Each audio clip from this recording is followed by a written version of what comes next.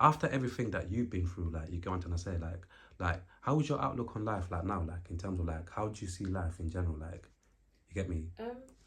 To be very honest with you, I don't even think I grasped how important it is to live, like, actually live your life. When my mum died and when my dad died, it's kind of like everyone's like, oh, life's too short. And I was like, I hear you. Then one of my brothers died like the year after, and everyone's like, life's too short. Jeez, yeah. Then the diagnosis came, and then when I came out the other side, it's like, oh yeah, life is too short. Let me live in the moment. And I don't actually believe I was doing any of that. I think it's been much later. It's been after the diagnosis, and after like more stuff happening, and realizing that actually life can always get worse. And there's like a saying that I actually live by, which is that you have to make the time for your happiness, because the sorrow will make time for itself. When that sorrow comes, when it knocks on your door, you have no choice. You have no choice but to deal with it, innit? So why can't we control the things that like bring us peace, bring us like joy? Choosing people to be around you that actually pour into you, doing the things that actually make your soul happy. It sounds proper morbid, and I've said this on more than one occasion. If I died tomorrow, God forbid, if I died tomorrow, I would know that today was one of the best days I had. And I need to live like that every single day. So every single decision that I make is based on something that will make me happy that day, will make my child happy that day. So I know that if for some reason I don't wake up tomorrow, I would know I did what I needed to do. 100% intentional, 100% purposeful. That's what I live by. And there's not a single way to kind of achieve that. But I think you just have to go through it. Like when my dad died, because it was very sudden and it was my first experience with loss, I was like, my life can't get worse than this. And then it was like 9 months, and then my mum died. And then all of that is just gone. And it was literally one mishap, one season of sorrow after another. And it just felt like it was never ending. Between 2019 and now, I didn't see, if you met me in 2019, I didn't see a day that I would be sitting down having a conversation like this. I didn't see a time where I would be able to say I'm actually genuinely happy. As much as I love my parents, I loved like what they put into me to make me the person I am today. Everything I am today is because they're not here. So I'm not mad at it. Would I like them back? Yes. But also knowing the pain that I felt with that loss, I don't know that I want to experience that again. 100%. So it's just kind of like you go with it. But even if it's not death, sometimes there's like the chronic illnesses and stuff that can get you and take away your life as you know it. You could be in an accident, you could get older. I've got a neighbour who's got dementia, and she was having like an episode, and she called me into her house, and this is like my neighbour of like 10 years. And I remember it was like a few days before Carnival, and I'd said I wanted to go Carnival. And I said to myself, I don't want to go Carnival, I'll go next year. And then I thought to myself, but why not? Why can't I just go now? Then what if you're not here next year? What if? You want to be here next year, but what if you're not? Yeah, like procrastination is probably the biggest problem I have. You sit there thinking about this and ask him, I tell him, the laws of attraction, for example, is as simple as getting up and saying, I want to buy Twix from the shop. Yeah. The only difference is that in-between bit where you don't take the action. Yeah. Like we have a short window of opportunity with anything. Of course. The time's gonna go. What if next year comes up and then there's something and I can't go? And there was not a reason I couldn't go. So I was just like, if I can find my way there, I will. Because I was sat there looking at my neighbour, and they're asking, like, I had to call the ambulance and everything, and they came. And I remember looking at her, because she's 100 years old, eyesight's gone, hearing's gone, mobility's gone. And all I thought was, there's going to come a time in my life where there's going to be things I want to do and I won't physically be able to do them. Like, I'm not going to want to go outside. It's outside doesn't even belong to me.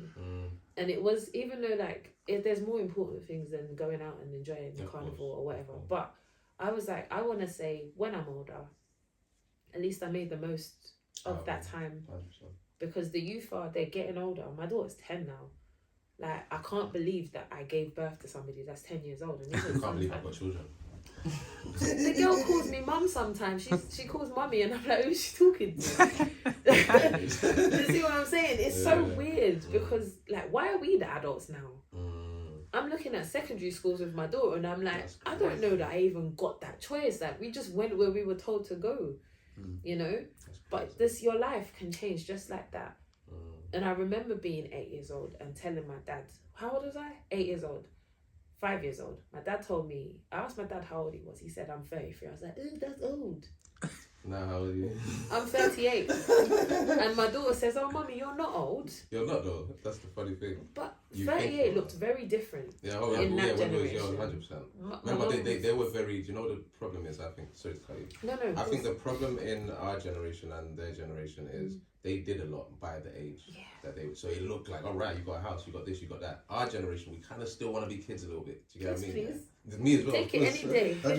Like we was talking about it, certain your inner child. I feel like it's very, very important, no matter how old all of us get in there, to keep our inner child my alive. inner child is on the outside. That's my problem. I'm old. I'm a maniac. So I've got this phrase that I said to him, I think growing up here, because a lot of people, remember, it's how you feel sometimes as well, but a lot of people, how I started looking at it is, I've got an inner child, but I'm becoming an adult. Yeah. But the adult version of me has to look after the inner child. Yes. So if you're expecting people on the outside, for example, to do it, they're going to let you down sometimes. 100%. You know what I mean? So if you know yourself, this is why I spend, like, especially the last, how you said, for example, you've gone through certain life experiences, and I've gone through 10 years and 2 years at a certain point. Do you get what I mean? So for me, I've started understanding, I'm supposed to look after myself. Do you get what I mean? Other people, if they can assist, God is great. If they can't assist, I should never be mad at people. But I should cover the basics.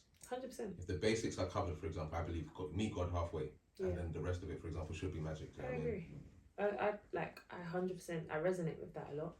I feel like you get to a certain age where you need to stop expecting people to come and save you, 100%. and you need to do the work yourself. 100%. A problem with a lot of our generation is they are expecting someone to do the work for them. They don't want to take any sort of ownership. And I think even from a religious perspective, if you're asking God for something, what a lot of people expect is that you ask God for a new job and he's just going to give you a new job. And you're going to stay in your yard like a leader.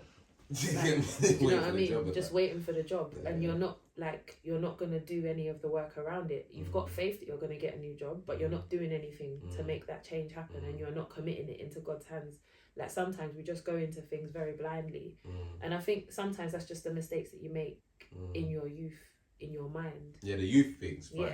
As an adult, like, I've got this new conversation with God where I think not on the contrary, I think it's probably a different perspective. I think, like, when I've had conversations with God, it's very much asking for his direction. Of course. And then asking for the wisdom to know when he's actually speaking to me. Of course. And then the discernment to, like, understand whether something's for me or not. Of course.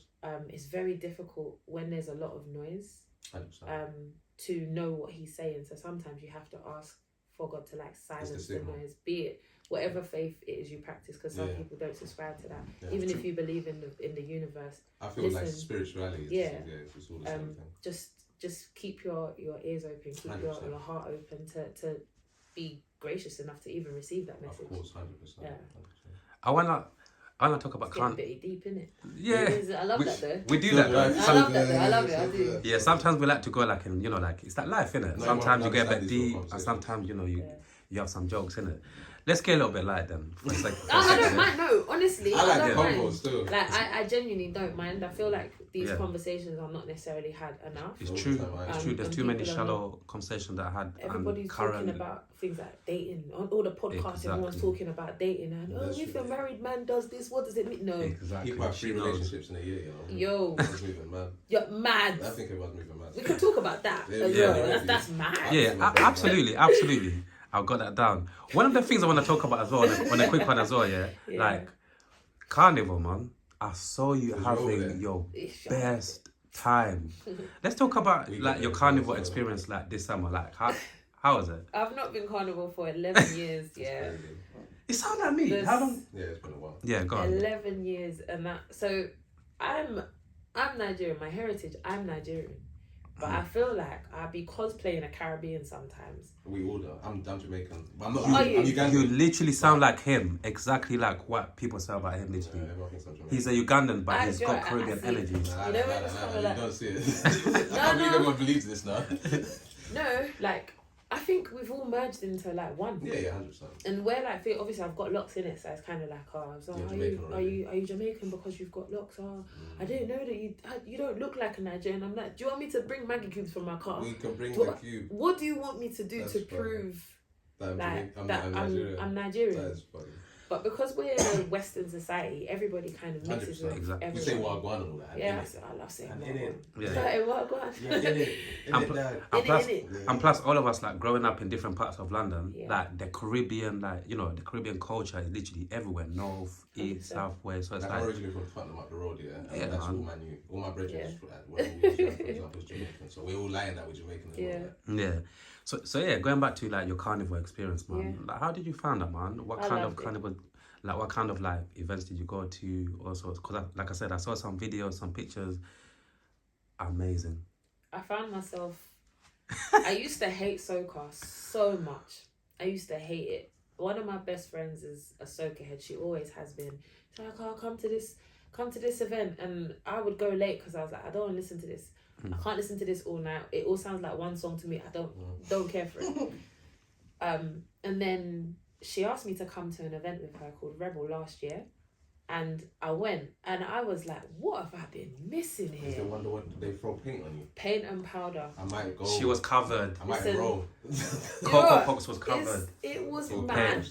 But I started enjoying soca probably around the time where I'd split up with my daughter's dad, and I think it was just because their music is very happy. It's very like they've got undertones in the language which is very sexualized and all of that. But we do that in Africa. I feel like everything, yeah. And I just found that I really enjoyed the vibe of soca. So when she asked me to come with her, I was like, you know what, cool. I went, had the best time. So from the day after that event last year, I was counting down to this year. I started going to all of the soca events. And I was like, you know what, this is a nice vibe. The people are really lovely. Everyone was lovely. And I love where people just come together and they're just having a nice time. There's no pressure of anything. You can just do you. Yeah. And being me is something that I felt like I was trying to get to.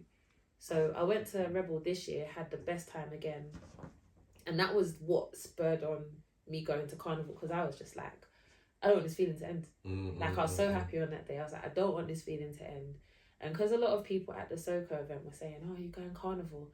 I was like, oh, no, I'm not, I had no plans to go, A couple of days later, are you going Carnival? I was like, I might, And then... Can I throw in a quick question? Yeah. If you had a man, would you have went Carnival and done exactly the same thing that you did during the whole summer? Yes. Because obviously, like in terms of like how all of that works and the wines and all of that, certain people in relationships like have issues, with their girlfriends or whatever, going there and getting wine and all of these things. So you would have done exactly the same thing. He needs to come with me, or this. That's what I was gonna say. But you have to be on the same wavelength as me. It's either we're both going or no one's going. 100%. Yeah, 100%. If you're my man and you don't want me there, okay, find something better for me to do then, isn't it? Yeah. Like, I get it. I get why people have reservations about it. I'm not here to judge like why people have those reservations. Personally, I get it. But if your man or your gal is wayward, it doesn't matter where you put them. That's what I was gonna just go. If your man or your gal is wayward, it doesn't matter where you put them. That's what they're gonna just go off and do whatever they're gonna do. I had a Trinidad ex, and she said to me, and this is when I was like, I'm a bit put off, But obviously, then I started how you just said, for example, so we're both going, we're not together, That's where my mentality, because I don't mind going with my woman, for example. At the end of the day, I'm gonna look after her anyway. Yeah. But when my Trinidad ex said, oh, like people cannot be in relation, like let's say for example you're married, you could still whine on someone else because it's innocent. That's what she said, and I was like, that's mental to me. It's a bit, I can't lie, it's a little bit mad. It's mental, it's not even a bit mad, it's mental. So for me, I was just like, I don't judge, obviously. At the same time, I don't want to get onto you if that's your culture or whatever the case is, or etc. But at the same time, I was just like, that's how cheating starts, because you might just think, oh, well, my man that I minded with before, for example, there's a certain way that he looked like, for example, just because you're mad at me, for example, and then it starts from there. It's slow. To me, it's just the indication of slowly but surely, maybe it could go left. Do you get me? So I'm just like, nah, I cut it off from the beginning. Do you get me? That's you know your partner already. You know what their capabilities 100%, are 100%. before that kind of situation 100%. arises. You can lie to yourself, but you shouldn't. Yeah.